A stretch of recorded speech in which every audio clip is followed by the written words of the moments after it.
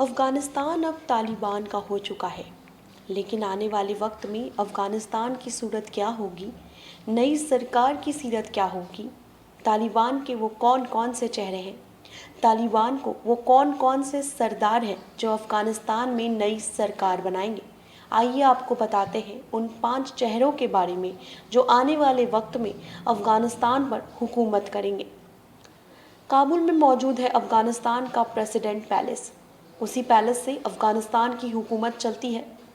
बीते रविवार की दोपहर तक उस प्रेसिडेंट पैलेस में राष्ट्रपति अशरफ गनी बैठा करते थे, लेकिन अशरफ गनी पर तालिबान की ऐसी दहशत छाई कि वो काबुल में तालिबान के दाखिल होने से पहले ही अपने पूरे परिवार के साथ प्रेसिडेंट पैलेस और काबुल को छोड़कर विदेश भाग गए। अब तालिबान प्रेसिडेंट पैलेस का रुख किया। तालिबान ने वहां कब्जा कर लिया। आलीशान पैलेस देखकर दूर दराज के काबिल से आए तालिबान लड़ाके बहुत चक्के रह गए। लिहाजा अंदर घुसकर वो यहाँ हर चीज़ और हर पल के मज़े ले रहे थे। अब प्रेसिडेंट पैलेस में तालिबान का वो नेता बैठेगा जो अफ़गानिस्तान का नया हुक्मरान होगा। पर कौन होगा वो? 1000 तालिबानी लड़ाकों का वो कौन सरदार है जिसकी एक आवाज़ पर तालिबान लड़ाके उसका हुक्म बजाएंगे? और सबसे बड़ा सवाल कि हथियारों के दम पर अब तक जीत हासिल करने वाले तालिबानी लड़ाके क्या अपने नेता के कहने पर हथियार छोड़कर अफ़गानिस्तान को एक शांतिपूर्ण सरकार दे पाएंगे?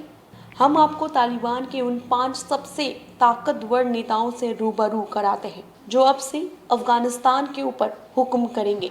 इनमें सबसे पहला नाम है मुल्ला अब्दुल गनी ब्रादर का, दूसरा नाम है हिब्दुल्ला अखुंज़ादा, तीसरा नाम है मुल्ला मोहम्मद याकूब का, चौथा नाम है सिराजुद्दीन हक्कानी और पांचवा नाम है शेर मोहम्मद आवाज़ का।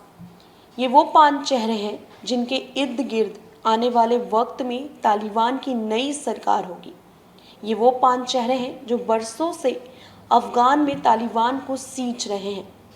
ये वो 5 चेहरे हैं जिनका असर तालिबान के लड़ाकों पर सबसे गहरा और ज़्यादा है।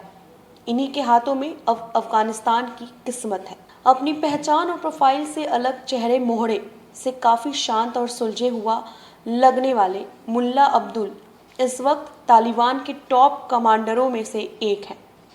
टॉप कमांडर बोले तो वो शख्स जो तालिबान के लिए तमाम नीतिगत फैसलों के साथ साथ अपने संगठन के लिए तमाम डूज और डोंट्स का फैसला करता है। मुल्ला ब्रादर का जन्म साल 1968 में अफ़गानिस्तान के उरजगान सूबे में हुआ था। तालिबान के सबसे बड़े नेता और संस्थापक मुल्ला उमर के दामाद मुल्ला ब्रादर के बारे में कहा जाता है कि वो पाकिस्तानी खुफिया एजेंसी ISI का खास आदमी है। तालिबान के को फाउंडर मुल्ला को अमेरिकी दबाव में साल 2010 में कराची से ISI ने गिरफ्तार किया था। इसके बाद वो पूरे 8 साल तक जेल में रहा और अमेरिका के कहने पर ही पाकिस्तान ने उसे आज़ाद भी कर दिया।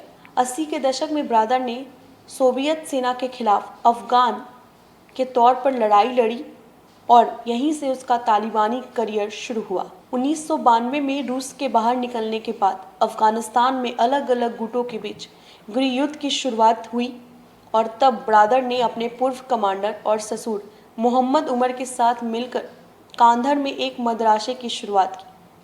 फिर 1994 में दोनों ने अपने कुछ साथियों के साथ मिलकर यहीं तालिबान की नींव रखी। पाकिस्तान शुरू से ही तालिबान का मददगार रहा है। 1996 में तालिबान ने एक के बाद एक अफ़गानी इलाकों को कब्जाना शुरू किया और फिर आखिरकार ये सिलसिला अफ़गानिस्तान की सत्ता पर कब्जा करने पर जाकर ख़त्म हुआ। उस दौरान ब्रादर को कई अहम जिम्मेदारियां दी गईं। वो तालिबान का उप रक्षा मंत्री तो था ही और कई प्रशासनिक पदों पर भी काबिज था। लेकिन अब 20 साल पहले अमेरिका ने तालिबान के खिलाफ अपने अभियान की शुरुआत की तो फिर मुल्ला ब्रादर को दर-बदर होना पड़ गया। लेकिन चंद रोज पहले जैसे ही अमेरिका ने अफ़गानिस्तान से अपनी फौज की वापसी का ऐलान किया, मुल्ला ब्रादर ने फिर से अपने लड़ाकों को बटोर कर काबुल पर कब्जे की रणनीति बनाई और कामयाब भी हो गया। इस दौरान वो खुद ही दोहा में बैठकर बातचीत के रास्ते अफगानिस्तान की अशरफ गनी सरकार पर दबाव भी बनाता रहा। रविवार को ही ब्रादर ने काबुल में एंट्री ली। साथ में ये भी कहा कि उसे भी इस बात का एहसास नहीं था कि वो इतनी जल्दी काबुल फतह कर लेगा, लेकिन ऊपर वाला उसके साथ था। तालिबान की मौजूदा कमान फिलहाल हिबतुल्ला अखुंज़ादा के पास ही है। वो तालिबान का सुप्रीम नेता है। साल 2016 में जब अमेरिका ड्रोन हमले में तालिबान का तत्कालीन मुल्ला मंसूर अख्तर मारा गया, तो ये अखुंज़ादा ही था जिसने तालिबान की कमान संभाली। पहले वो एक छोटा सा महज़बी नेता हुआ करता था, लेकिन तालिबान की सत्ता हासिल करते ही इसने गजब की लीडरशिप दिखाई।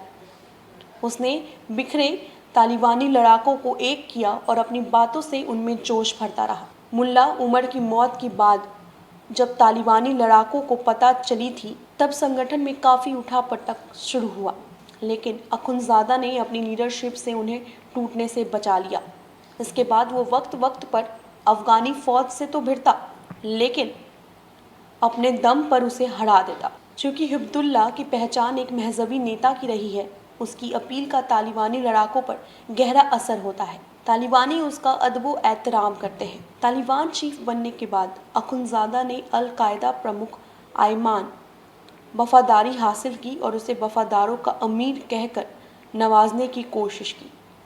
इसका अखुंज़ादा को दोहरा फ़ायदा मिला। आतंकियों की नज़र में उसकी शख्सियत और बड़ी हो गई। अभी भी तालिबान के राजनीतिक, धार्मिक और लड़ाई के मामलों पर आखिरी फैसला अखुंज़ादा ही करता है। करीब 35 साल का मुल्ला तालिबान की नींव रखने वाला मुल्ला उमर का बेटा है। याकूब के बारे में कहते हैं कि वो अपने संगठन के तमाम गतिविधियों का सिरमौर है। एक तरह से उसे आप तालिबान का आर्मी कमांडर कह सकते हैं। अलग अलग खुफिया रिपोर्ट्स में कहा गया है कि मुल्ला अफगानिस्तान में तालिबान के हर ऑपरेशन को अंजाम देता है और उसी की इजाज़त से तालिबान हर कदम उठाता है। रिपोर्ट की माने तालिबान पर मुल्ला मोहम्मद का पूरा कंट्रोल है और 2016 में मुल्ला मोहम्मद याकूब की जगह अखुंज़ादा को सिर्फ इसलिए चुना गया क्योंकि मुल्ला मोहम्मद के पास उन दिनों तजुर्बे की कमी थी। बताया जा रहा है कि मुल्ला मोहम्मद की उम्र करीब 35 साल है और वही तालिबान का असली उत्तराधिकारी है। मुल्ला मोहम्मद के बारे में कहते हैं कि वो बहुत ज़्यादा बेरहम है। तालिबान के लड़ाकों सालों साल उसी के इशारे पर या फिर यूं कहें कि उसकी देखा देखी बेगुनाह पर जुल्म ढाते हैं। तालिबान के टॉप कमांडरों में से एक रहे जलालुद्दीन का बेटा सिराजुद्दीन इन दिनों तालिबान के बड़े नेताओं में शुमार है। वहीं से वो नेटवर्क चलाता है जो तालिबान का एक सहयोगी संगठन है। ये संगठन पाकिस्तान और अफगानिस्तान सीमा पर तालिबान की वित्तीय का देखरेख करता है। यानी हम कह सकते हैं कि सिराजुद्दीन नेटवर्क पर तालिबान के लिए संसाधनों का इंतज़ाम करने की जिम्मेदारी भी है। तालिबान की तरह इसे भी पाकिस्तान से भरपूर मदद मिलती है। यहाँ तक कि हक्कानी नेटवर्क के आतंकियों को पाकिस्तान की फ़ौज ही ट्रेनिंग देती है।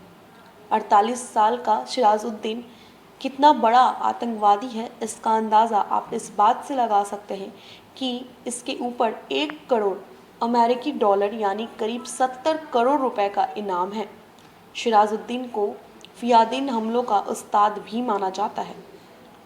आतंकियों को ऐसे हमलों के लिए तैयार करने से लेकर उन्हें एग्जीक्यूट करने तक वो उस्ताद माना जाता है। उस पर बड़े अफगान अफसरों के कत्ल से लेकर फिरौती के लिए विदेशी नागरिकों को अगवा करने के आरोप लगाए गए हैं। स्थानिक जई तालिबान एक बड़ा नेता होने के साथ साथ संगठन का वो चेहरा है जो अक्सर तालिबान की ओर से होने वाले बातचीत में शामिल रहा है। साल 2001 में जब तालिबान के हाथ से सत्ता फिसल गई, तब मोहम्मद ने देश छोड़ दिया और दोहा में रहने लगा। कट्टर धार्मिक नेता मोहम्मद को 2015 में दोहा में मौजूद तालिबान के सियासी दफ्तर का मुखिया बना दिया गया। वो अमेरिका के साथ हुए शांति समझौते में भी शामिल था। मोहम्मद के बारे में लोग कहते हैं कि उसने 70 के दशक में अफगान सैनिकों के साथ देहरादून में इंडियन मिलिट्री एकेडमी से ट्रेनिंग ली थी। वो पाकिस्तान की खुफिया एजेंसी ISI से भी जुड़ा रहा है। ऐसे में तालिबान की सरकार में उसे भारी भरकम पोर्टफोलियो का मिलना तय है।